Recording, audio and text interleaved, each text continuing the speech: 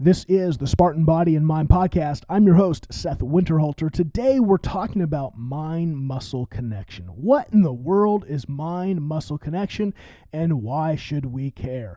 I'm going to give you three things. I'm going to give you the what, the why, and the how. But before that, let me remind you, Spartan Body and Mind has a Facebook group. We'd love for you to join. It's free. It's a great community where we share these podcasts, where we share other tips and tricks and ideas. Really, it's also about just supporting one another in our health progress. Whether you are trying to bulk and gain weight, gain muscle, whether you're trying to cut and lose weight, lose fat, get into shape, wherever you are in your journey, we want to be a support to you. And so join us over there. If you're looking for personal coaching, I'd love to have a chance to sit down with you and hear more about your story, hear more about your goals, hear about the obstacles that are keeping you from achieving the health that you desire. So hit me up, SethWinterhalter.com, schedule a free assessment call. You can do that at the various links all over the website. And let's see, those are the two things. Hit us up for coaching, hit us up at the Facebook group, and let's dive in. Mind-muscle connection. What in the world is mind-muscle connection? What is it? Mind-muscle connection is the understanding. Really, I would say it's more of a feeling. Like, think about it. So let's do this. I want you to hold out your hands in front of your face and squeeze them. And so what do you feel? What do you sense when you squeeze them? You feel your fingers, right? You feel them closing in. You feel that pressure. And it's going to be different, right? How much sensitivity you have. Like, do you actually feel your fingers moving, or you just see them moving? Right? Just flex the fingers, flex them in towards the palm of your hand like you're closing your fist. Right? The more you think about it, the more do you actually feel. If you just kind of close your fingers, you might not really feel much there. You can just see that you're doing it. But the more you think about it, maybe you slow it down, the more then you feel the tension in your fingers as they close. And then as it closes upon that, and you make fists. Oh, now you feel the tension. Now you feel, right? You can feel your fingers kind of burrowing into the palm of your hands. You feel your thumb and the pressure it's putting on top of the fingers. You feel maybe the energy that's moving into your wrists, the tighter those fists are. Mind-muscle connection. It's the mind engaging with specific muscles, right? I can close my fingers. I can close my pointer finger, right? Specifically focusing. And the slower I do it, the slower I move each individual finger, the more mind-muscle connection I have. I'm creating the connection from my mind to that specific finger to get it do specifically what I want. You ever do, like when you're a kid, you do the whole, the Spock thing, right? And you move your fingers around and you're trying to do different things. Some are doing it and some aren't, right? To do that, you have to create mind-muscle connection. Your mind is connecting to the specific muscles to be able to move them, specifically how you think.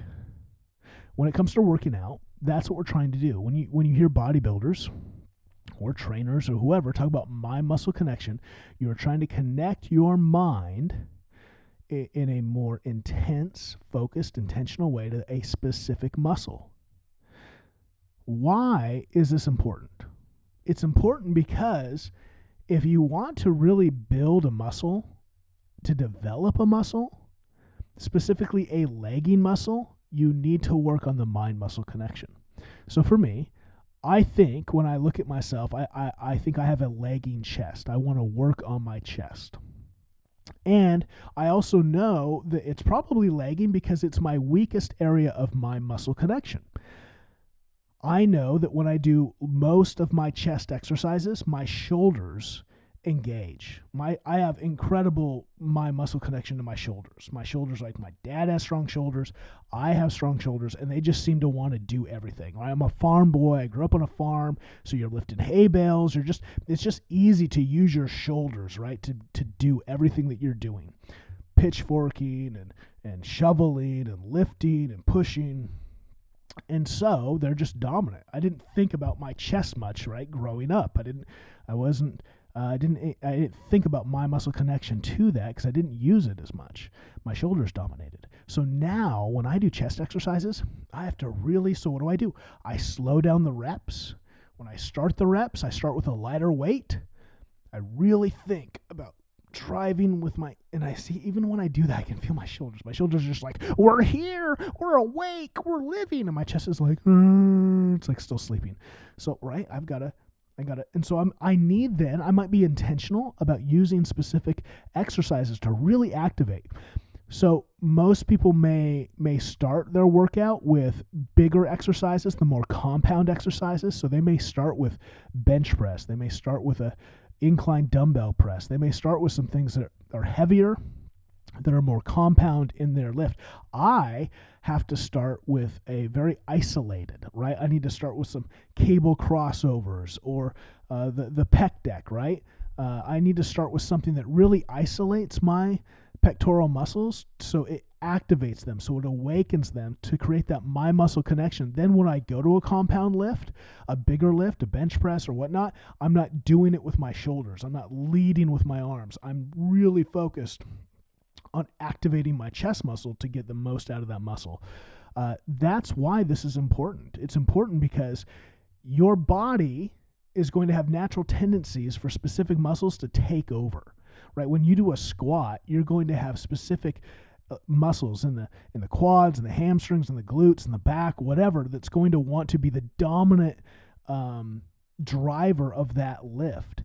And you need to go, well, what am I doing this exercise for? Like for me, this is why I use the Smith machine when I do squats predominantly, is because I'm really trying to just activate the quadricep. And when I do free weight squats, my whole body's involved. That's a free weight is it's so compound that, right, because you're balancing, your core is so much more engaged because of that free weight. That bar is free, so you have to keep it in its correct form. Your whole body has to be very active, very engaged.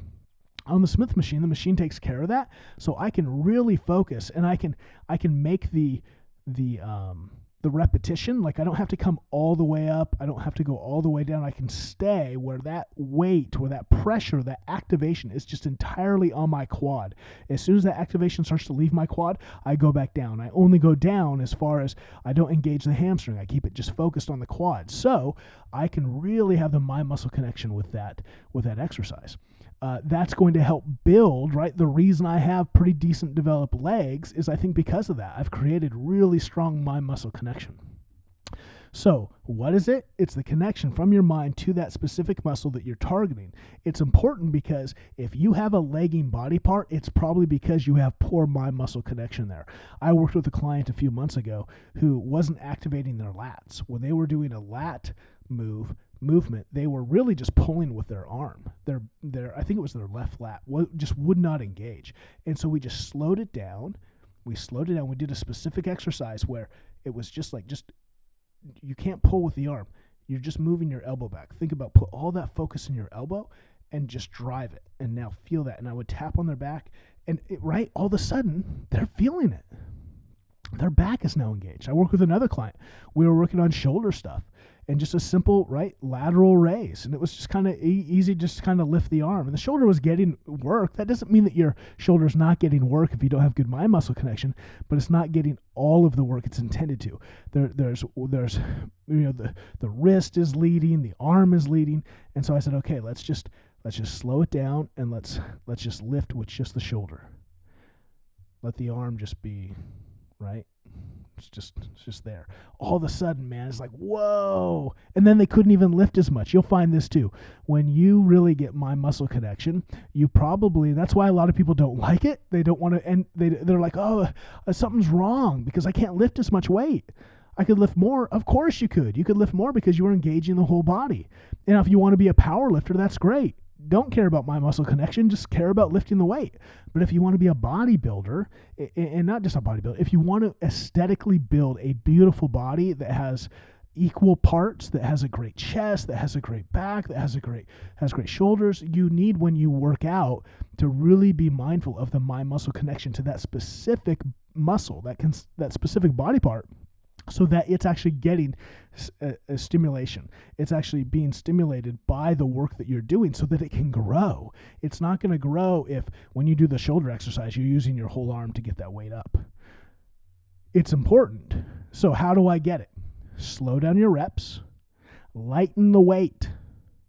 Lighten the weight and slow down the rep and really feel that muscle. And if you have a workout partner, if you have a friend in the gym, have them come over and tap on the specific muscle during your rep that you're working, right? If you're working the chest, have them just tap on your chest as you push it, and you'll start to and say, do you feel that thing activating, or is it just flat? Am I just pushing with my shoulder? Like, is my chest activating? Is my shoulder? Would you just tap on my shoulder? I want to feel some pressure there as I'm lifting to see if I can. It's just that pressure will make you feel, right? It's like, oh, like if I'm closing my fist, if I start tapping on that finger, I'm kind of bringing it to awareness. Oh, wake up. Oh yeah, there it is, right? So have someone tap on the muscle you're working. That might kind of help you get some mental awareness of it, help you in the activation. But lighten the weight, slow down the rep, and really feel that muscle that you're working specifically contract. So what is it? Why do you need it? How do you get it? Hopefully there's some answers. Again, if you can use some personal coaching, hit me up, SethWinterhalter.com. Go to the Spartan Program. That's actually the easiest place. Go to the Spartan Program and hear more about being Spartan Fit, and join the Facebook group for free. Spartan Body and Mind. You can search for us. We'd love to have you in that community. Until next time.